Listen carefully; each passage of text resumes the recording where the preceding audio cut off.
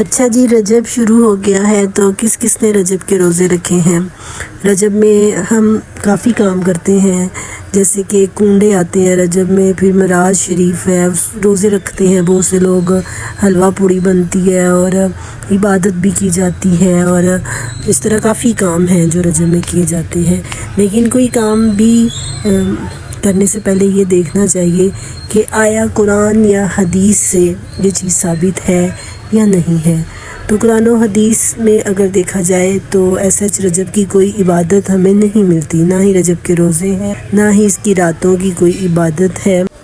لیکن رجب کا مہینہ جو ہے نا، یہ حرمت والے مہینوں میں سے آتا ہے۔ 4 مہینے ہیں نا حرمت والے، 3 مہینے اکٹھے ہیں، ذوالقعدہ، ذوالحج اور محرم، اور یہ ایک مہینہ علیحدہ سے ہے رجب۔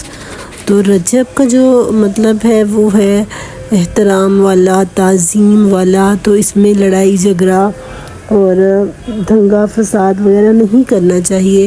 جیسے ان مہینوں کا احترام ہے ایسے ہی اس مہینے، ان 3 مہینوں کا احترام ہے ایسے ہی اس مہینے کا احترام بھی ہے۔ اور بہت سے لوگ اس میں عبادات بھی کرتے ہیں، لیکن اگر آپ اتھینٹک کوئی حدیث دیکھیں، میں نے بڑی کوشش کی ہے کہ حدیث کی کتابوں میں سے کوئی حدیث مل جائے، لیکن رجب کے روزوں کے حوالے سے مجھے تو کوئی حدیث نہیں ملی۔ ہاں جی، شعبان کے روزے ہیں، اس کے علاوہ محرم کا روزہ ہے اور ذوالحج کا روزہ ہے، اور اگر پہلے 10 دنوں کے رکھتے ہیں تو بہت زیادہ فضیلت ہے ذوالحج کے روزوں کی، اور اس کے علاوہ ہر مہینے کی 11، 12، 13 کا روزہ بھی ہے، نبی پاک صلی اللہ علیہ وسلم رکھا کرتے تھے۔